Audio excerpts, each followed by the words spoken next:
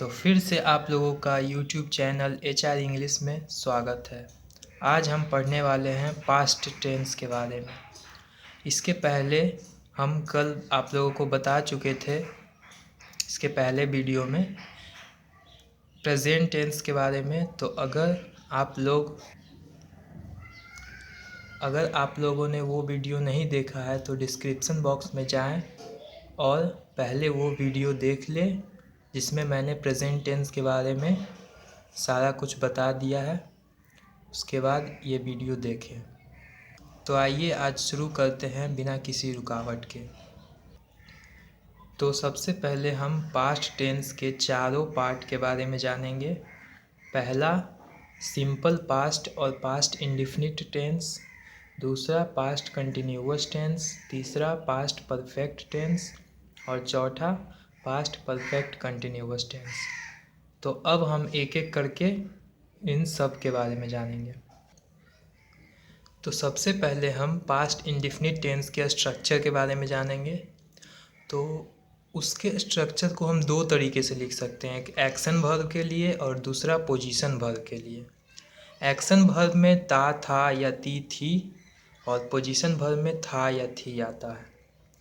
तो सबसे पहले एक्शन वर्ब का एफर्मेटिव सेंटेंस के लिए स्ट्रक्चर जो होता है वो subject plus V2 plus object होता है, और नेगेटिव सेंटेंस के लिए जो स्ट्रक्चर होता है वो did plus not plus V1 plus object होता है।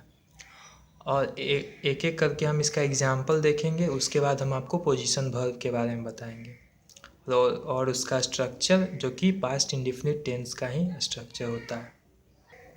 तो सबसे पहले एक्शन वर्ब के लिए उसका एग्जाम्पल हो जाएगा वह मुझे पढ़ाती थी।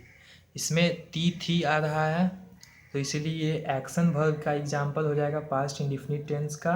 और अगर हम इसको ट्रांसलेट करें तो सी टाउट मी।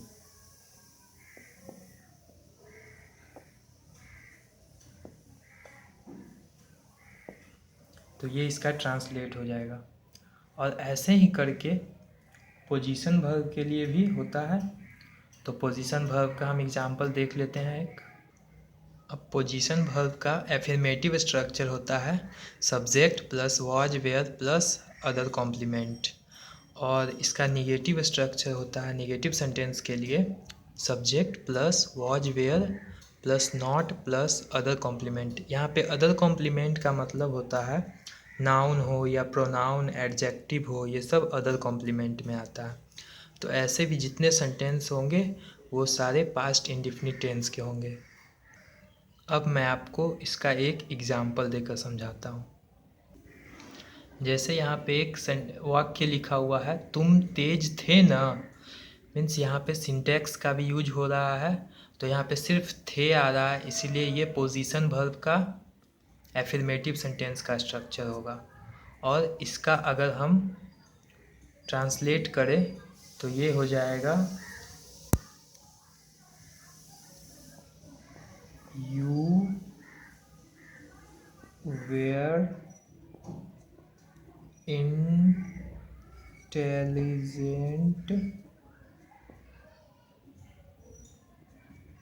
वेरंट यू।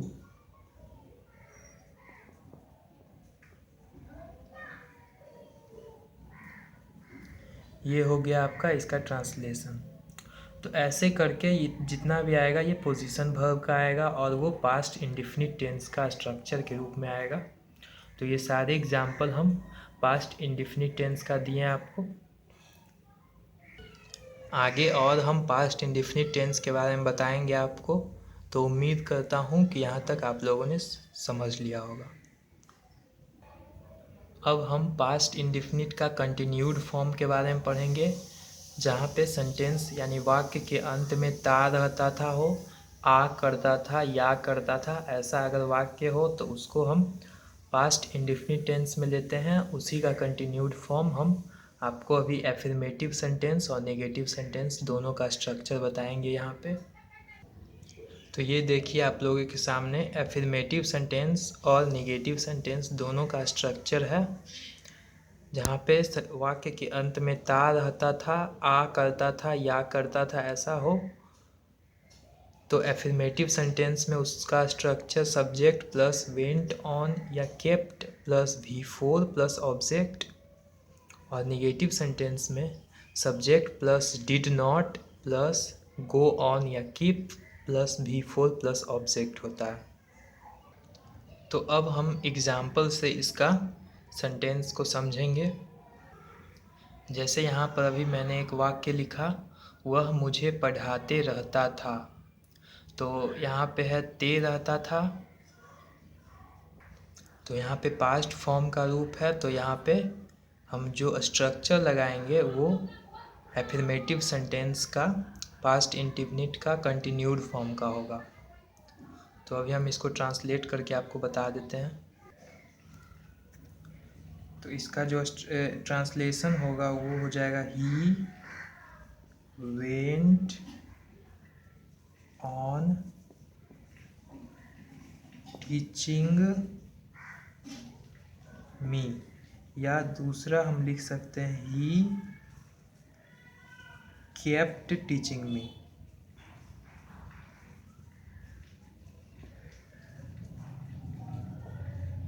ये दोनों सेंटेंस आपका सही होगा। अब मैं जो बताऊंगा वो भी कंटिन्यूड फॉर्म होगा। तो पास्ट टेंस का मैं सारे एक ही इसी वीडियो में आपको पास्ट टेंस का सारा कुछ बताऊंगा। एक और स्ट्रक्चर है इसका, जो कि मैं अभी यहाँ पे लिख देता हूँ। सब्जेक्ट प्लस यूज्ड टू या वुड या modal verb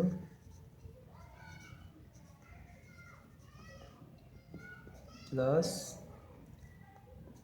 V1 plus object. तो ये जो स्ट्रक्चर है इसको हम लोग यूज करते हैं, जो अभी इसके पहले हम बताए उसमें भी यूज कर सकते हैं, या फिर ते रहता था उसमें भी यूज कर सकते हैं। अभी मैं आपको इसका एक एग्जाम्पल देकर समझाता हूँ। जैसे अभी मैंने एक एग्जाम्पल लिया, वह मुझे पढ़ाया करता था। तो अगर हम इसको ट्रांसलेट करते हैं तो he used to teach me. यहाँ पे V1 होगा क्योंकि स्ट्रक्चर में V1 प्लस ऑब्जेक्ट दिया हुआ है। और इसका दूसरा सेंटेंस हम ऐसे भी लिख सकते हैं, ही वुड टीच मी, ऐसे भी लिख सकते हैं। यहाँ पे यूज्ड टू और वुड पास्ट हैबिट को शो करता है, और एक्चुअली हम वुड का प्रयोग अपने प्रेजेंट फॉर्मल रिक्वेस्ट के लिए करते हैं। फॉर्मल रिक्वेस्ट मतलब अनजान या किसी अधिकारी के बारे में कुछ लिखना हो, तो वहाँ पे हम ज़्यादातर वुड का प्रयोग करते हैं। और कुड जो होता है उसको हम इनफॉर्मल रिक्वेस्ट के लिए प्रयोग करते हैं, जहाँ पे फैमिलियर हो या फ्रेंडशिप हो, ऐसे में हम लोग कुड का प्रयोग करते हैं। अब मैं सारा यहाँ पे एक साथ लिख दिया हूँ, subject plus kept plus V4, या subject plus went on plus V4, या subject plus continued plus V4। ऐसे सेंटेंस अगर रहे जहाँ पे ता रहता था या करता था ऐसा कुछ हो, तो हम लोग subject plus kept went on या कंटिन्यूड प्लस V4 लगाकर उस सेंटेंस को बना सकते हैं, ट्रांसलेट कर सकते हैं। जैसे हम अभी एक एग्ज़ाम्पल देख लेते हैं इसका भी। जैसे ये है एग्ज़ाम्पल, वह पढ़ता रहता था। तो इसका हम लिख सकते हैं ही केप्ट भी आ सकता है, या वेंट ऑन भी आ सकता है, या कंटिन्यूड भी आ सकता है। आप प्लस V4 लगा देंगे। रीडिंग,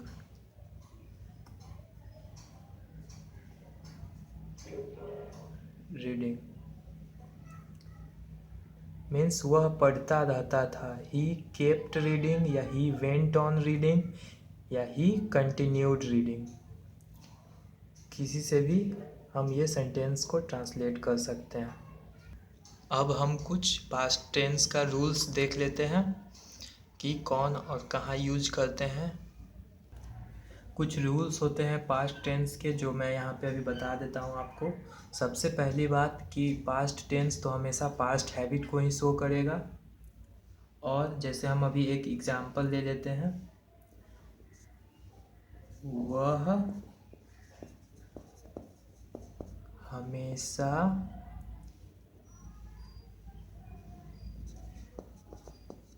मेरे पास आता था। तो ये यहाँ पे जो सेंटेंस है, वह हमेशा मेरे पास आता था, ये पास्ट का शो कर रहा है।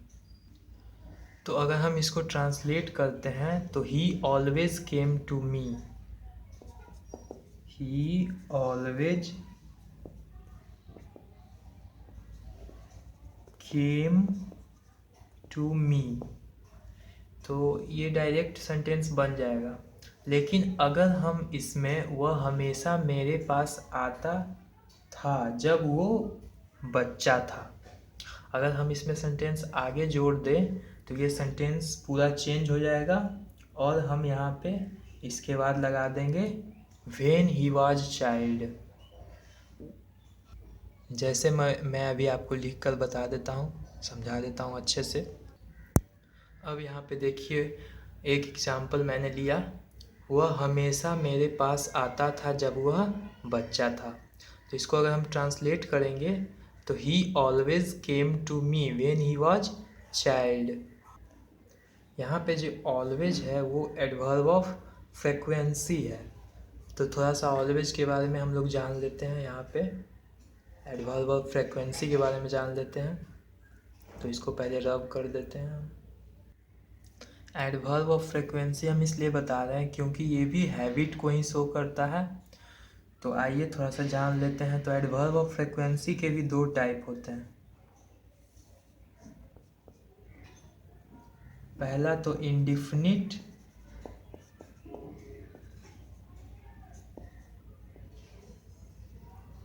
और दूसरा डिफिनिट।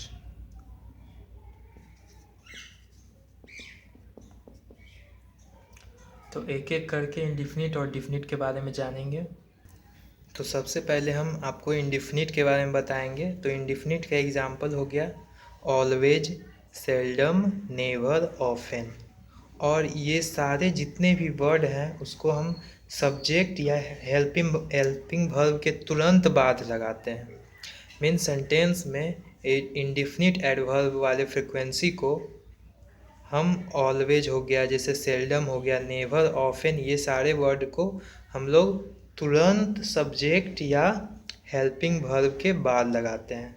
लेकिन ये डिफिनिट जो है, डिफिनिट एडवर्ब ऑफ फ्रीक्वेंसी, उस जैसे daily, monthly, yearly, every month etcetera, ये सारे वर्ड को हम लोग पहले या बाद में लगा सकते हैं। सेंटेंस के पहले या बाद में लगा सकते हैं। तो यहाँ पे मैंने आपको एडवर्ब ऑफ फ्रीक्वेंसी के बारे में बता दिया। अब मैं आपको बताऊंगा कि कुछ ऐसे वर्ड्स हैं जो एडवर्ब ऑफ टाइम जो कि पास्ट टेंस में यूज़ किए जाते हैं। जैसे अभी मैं आपको यहाँ पे लिख देता हूँ इसको रब करके। ये कुछ एडवर्ब ऑफ टाइम है जो कि मैं यहाँ पे लिख दिया हूँ। Last day, month, last year, last hour, past का date, yesterday, back, previous, previously, earlier, the day before yesterday, then, etc. ये सारे सेंटेंस में आ जाने के बाद पास्ट टेंस शो करते हैं। जैसे मैंने यहाँ पे एक एग्जांपल लिखा, he has came here yesterday. ये इसमें यस्टरडे लगा हुआ है तो ये पास्ट हैबिट शो कर रहा है, इसलिए ये पास्ट टेंस का सेंटेंस होगा। जहाँ किसी वाक्य में बिफोर या व्हेन लगा हो सेंटेंस में, तो वैसे सेंटेंस को बिफोर या व्हेन के बाद पास्ट इंडिफिनिट रखेंगे। उसके बाद हम पास्ट परफेक्ट रख सकते हैं या सेंटेंस के पहले रख सकते हैं, सबसे पहले, ना कि बिफोर या व्हेन के बाद। कहीं भी बिफोर या व्हेन आए उसके हमेशा बाद पास्ट इंडिफिनिट ही रखेंगे। पास्ट परफेक्ट हम उसके बाद रख सकते हैं पास्ट इंडिफिनिट के बाद, या सेंटेंस के सबसे पहले में। जैसे अभी हम एक एग्ज़ाम्पल लेकर समझते हैं। इस एग्ज़ाम्पल से मेरा समझाने का तात्पर्य यही है कि अगर कहीं सेंटेंस में बिफोर या व्हेन आए तो उसके हमेशा बाद हम पास्ट इंडेफिनिट रखते हैं, और उसके बाद हम रख सकते हैं पास्ट परफेक्ट, या सेंटेंस के सबसे शुरू में रख सकते हैं। लेकिन अगर व्हेन या बिफोर आ जाए कहीं पे भी तो उसके हमेशा बाद हम पास्ट इंडेफिनिट ही रखेंगे। अब हम आपको आफ्टर के बारे में समझाएंगे। अब हम आफ्टर के बारे में समझेंगे। तो जहाँ कहीं भी सेंटेंस में आफ्टर हो उसके बाद हम हमेशा पास्ट परफेक्ट लगाते हैं, उसके बाद हम पास्ट इंडेफिनिट लगा सकते हैं, मीन्स बिफोर का उल्टा। जैसे एग्जांपल हम देखेंगे, after Ruchi had gone I made him laugh. Means यहाँ पे रुचि हैड गॉन ये पास्ट परफेक्ट टेंस का सेंटेंस है। तो समझाने का मतलब यही है कि आफ्टर के बाद हमेशा हम पास्ट परफेक्ट लगाते हैं, उसके बाद हम पास्ट इंडेफिनिट लगा सकते हैं। और पास्ट इंडेफिनिट को हम आफ्टर के पहले लगा सकते हैं या सेंटेंस के शुरू में लगा सकते हैं, लेकिन आफ्टर के बाद जो होगा वो हमेशा पास्ट परफेक्ट ही आएगा, ना कि पास्ट इंडेफिनिट। मैं एक बात और आपको समझा देता हूँ कि जहाँ कहीं भी ऐसा वर्ड आए, हियर, देयर या WH का कोई वर्ड, द फॉलोइंग, एज, सो या जस्ट, तो जो हम इसके बाद वर्ब देते हैं वो सब सेंटेंस के बाद वाले सब्जेक्ट के अनुसार दिया जाता है, ना कि सेंटेंस जो सब्जेक्ट पहले बना है उससे दिया जाएगा। यानी जहाँ कहीं भी ऐसा वर्ड आए सेंटेंस में तो वैसे सेंटेंस में सब्जेक्ट जो उसका वर्ब देते हैं सेंटेंस में, हेल्पिंग वर्ब, वो सेंटेंस के बाद वाले सब्जेक्ट के अनुसार दिया जाता है। जैसे अभी हम एक एग्जांपल लेकर आपको समझाते हैं। तो यहाँ पे जो एग्जांपल है, देयर, इज या आर, मैंने यहाँ पे ऑप्शन दिया है आप लोगों को, या सम फ्रेंड्स। तो मैं आप लोगों से यही पूछना चाहता हूँ कि यहाँ पे जो हेल्पिंग वर्ब आएगा वो कौन सा आएगा, इज आएगा या आर आएगा। तो यहाँ पे जो है वो सब्जेक्ट हम हेल्पिंग वर्ब हम बाद वाले सब्जेक्ट के अनुसार देंगे। जैसे यहाँ पे हेल्पिंग वर्ब बाद वाले सब्जेक्ट जो सम फ्रेंड्स है उसके अनुसार देंगे। तो ये यहाँ पे प्लुरल है तो हमारा जो हेल्पिंग वर्ब होगा वो आर होगा, यानी आर यहाँ पे सही होगा, क्योंकि यहाँ पे देयर भी लगा हुआ है। तो ऐसे सेंटेंस में हम सब्जेक्ट हेल्पिंग वर्ब हम उसके बाद वाले सब्जेक्ट के अनुसार देख कर देते हैं। एक चीज़ और मैं आपको बता देना चाहता हूँ कि जो आई है, जहाँ पे हम सब्जेक्ट का यूज़ करते हैं आई, तो वो प्रेजेंट में प्लुरल शो करता है और पास्ट में सिंगुलर शो करता है। जैसे ये सारे आपके एडवर्बल कंजक्शन हैं, तो जहाँ कहीं भी एडवर्बल कंजक्शन आए तो subject plus adverbial conjunction plus object plus verb लगाते हैं। जैसे as well as, unlike, like, and not, but. तो अभी हम आपको एक एग्जांपल देकर अच्छे से बताते हैं ताकि अच्छे से समझ में आ जाए। तो ये एग्जांपल है, I as well as my parents am reading. तो यहाँ पे एज वेल एज जो है वो एडवर्बल कंजक्शन है और आई सब्जेक्ट है। तो इसके अनुसार जो मेरा सेंटेंस बनेगा वो I as well as my parents am reading, यानी ऑब्जेक्ट के बाद इसका वर्ब आएगा। अब हम कुछ पास्ट इंडेफिनिट का एम्फैटिक फॉर्म जानते हैं। जैसे अगर सेंटेंस में हो ता ही रहता था, तो ही रहता था, तो वैसे सेंटेंस का जो स्ट्रक्चर के रूप में बनाएंगे वो subject plus did plus V1 plus object होगा। जैसे अभी हम आपको एक एग्जांपल लेकर समझाते हैं।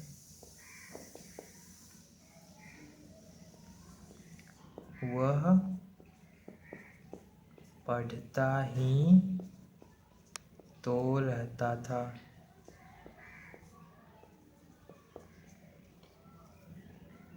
तो यहाँ पे वह पढ़ता ही तो रहता था, सॉरी ये सेंटेंस ये स्ट्रक्चर के अनुसार नहीं होगा। तो यहाँ पे वह पढ़ता तो था,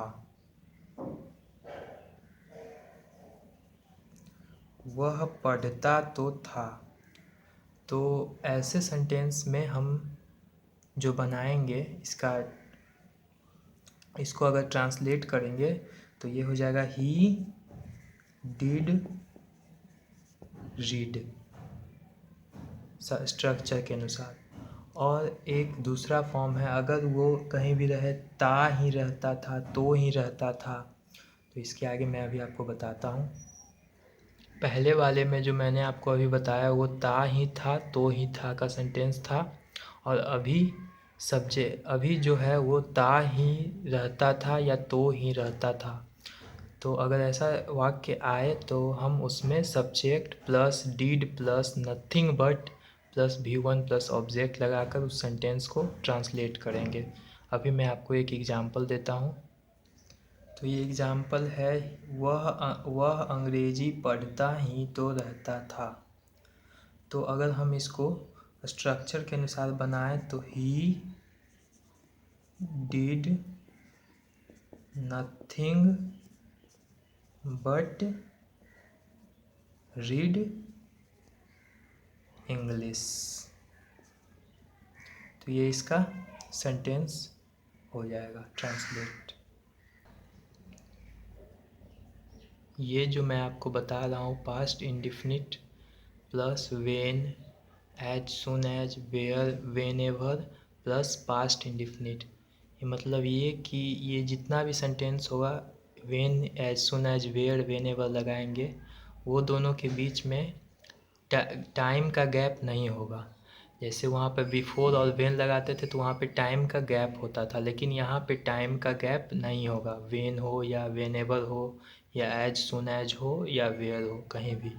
तो ऐसे सेंटेंस में टाइम का गैप नहीं होता है, तो past indefinite plus when, as soon as, where या वेनेवर प्लस पास्ट इंडिफिनिट लगाकर वो सेंटेंस को बनाते हैं। जैसे अभी हम आपको एग्जाम्पल देकर समझाते हैं। तो ये आपका एग्जाम्पल है, I slipped as soon as I reached my house.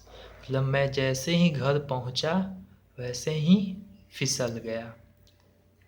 तो ये पास्ट इंडिफिनिट यहाँ भी है पहले में, और एज सुन एज के बाद भी पास्ट इंडिफिनिट है, और बीच में एज सुन एज है। तो यहाँ पे टाइम का गैप बिल्कुल भी नहीं है, तो वैसे सेंटेंस को भी हम पास्ट में शो करते हैं।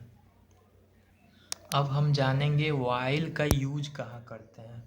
तो वाइल का यूज हम लोग वहाँ करते हैं जब दो एक्शन एक ही साथ होता है। जैसे कि अभी हम आपको एग्जांपल देकर समझाते हैं इसका अच्छे से। जैसे एक एग्जांपल होगा अभी, आई वॉज सिंगिंग